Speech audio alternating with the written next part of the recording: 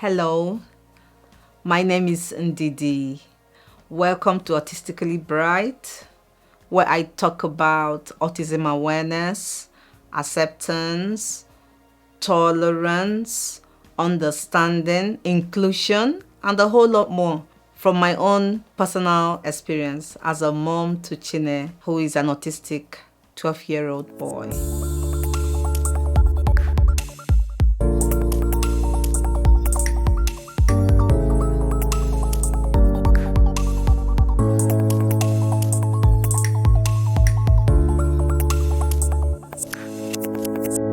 When we are confronted with a situation, it is quite natural as a parent or as parents to go down the rabbit hole looking for ideas and solutions. This is what parents do, and I am no exception to this. As parents, we observe our children from birth, and when we begin to notice that they are not doing things that is normally expected of a typical child, or that they are not meeting their milestones from our own point of view, we are concerned. One thing we should know is that everybody has their own developmental path. For example, some children do not crawl before they walk, and they still grow up without any issues. In today's video, I'm going to share with you some tips on what I began to do at home with Chine, my son, before his diagnosis, and some years later. We still use those ideas. All we do is improve on them. You can adapt them to suit your own circumstance as well. If you're watching this channel in a community where there are no professionals to give diagnosis, or where there is no governmental support, or you lack funds to provide such services for your child, the following steps are just a few of the things you might want to include in your daily activities with your child. There's no harm in including this in your daily activities with your child. Firstly, introduce turn-taking games. This is a life skill your child will need to interact with his siblings or friends in his environment. It will help your child to learn to wait because he knows his turn is coming. We had to learn this because Chine didn't know how to wait for his turn. If he wanted something, he wanted it there and then. There was nothing like waiting. So you can use a ball and roll it between you and your child while using the words like your turn, you roll the ball, my turn, mommy's turn, mommy rolls the ball, Chine's turn, he rolls his ball. You could use a favorite toy, roll it on the floor, making sure you say whose turn it is. For example, Chine's turn, he rolls it towards you. Mommy's turn, you roll towards Chine. Also, you can use the words ready, steady, go words to build anticipation and attention. Before you roll the ball, make sure you say ready, steady, go, and you roll the ball towards your child. You can try chase games, hide and seek games, bubble blowing games using this idea. Always making sure you respond with enthusiasm and interest. Keep repeating these games because they are the foundation stones of building communication between you and your child. We also did this a lot at home, and it did help Chine to learn to wait, but not indefinitely, no. I think it encouraged and increased his interaction with me and subsequently other people. Another idea you can use is using few words. What I mean is keep your words simple and few. This gives your child the space and time to process what you're saying. You do this in order to avoid overloading your child's senses.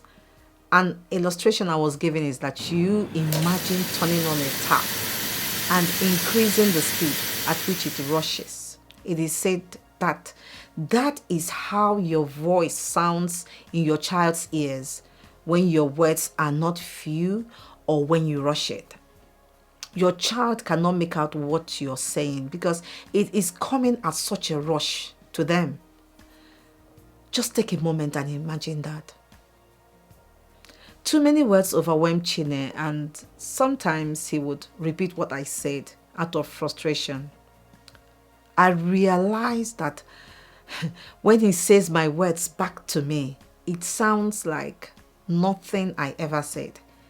He would turn to me and say something like, "Mommy, mommy, tra tra la ba ba ba sha sha sha ba ba ba ba ba ba."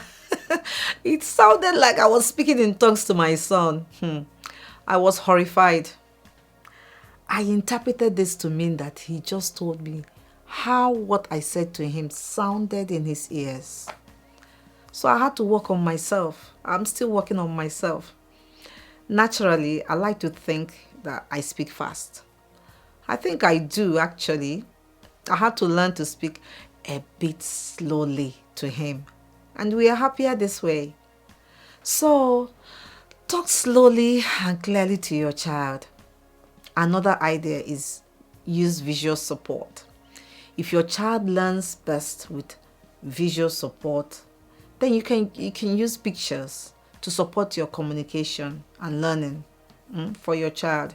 You can have snapshots of everyday objects used in your household to support communication between you and your child, as well as others. It helps to reduce frustration, anxiety, and creates consistency for your child. Things like this will do, just start small. Another idea, don't force eye contact. It's not necessary. I can't say this enough. Your eye contact increases as you interact with your child. Some autistic people have said that this can even be uncomfortable or painful for them. I talked about this in my previous video. That someone is not looking at you does not mean that they are not listening to what you're saying. It does not mean that they are rude or mean or that they are feeling guilty. No. So do not forcefully insist on that. Do not avoid saying, "Look at me," when I'm talking to you. Just avoid those things. There is a lot of conversation going on as to who benefits the most when eye contact is given during the conversation. Some people decide to look at you because that is what you expect, to prove that you are being listened to. It's not necessary. It's not necessary because the person may not even be listening to you. Just say what you need to say in a calm and considerate tone. I was guilty of that, but I started working on myself. Another thing you can do is to position yourself at the same level with your child during activities or when you are talking with him, making it easy for your child to respond to you in a way that is comfortable for them. Example, don't sit on a chair while your child is sitting on the floor. Come down to his or her level so that as you interact with your child, he finds it easier or more comfortable to respond to you. Another idea is finding out your child's preferred activities. Take time to find out what your child would prefer to do sometimes rather than what suits you. The aim here is for your child to enjoy whatever his preferred activity is, because whether you know it or not, your child is learning, but in his own way. You could use pictures or visual aids for achieving this. For example, show your child a picture of a playground or a picture of a bubble blowing activity so they can make a choice of preferred activity. Finally, at the end of the day, enjoy a cuddle time with your child if they are comfortable with cuddles. And remember to tell them how much you love them, how much of a superstar they are. Okay? So, if you are waiting for a diagnosis or you recently got one, the above tips may be among the many things the professionals will ask you to integrate in your daily activities with your child. And they will be doing same with your child in school, hopefully. We're going to talk about that in upcoming videos. Please don't forget to like and subscribe so that you will be notified when I upload the next video. I'll be stopping here for today. I'll see you in my next video. Goodbye and be a voice.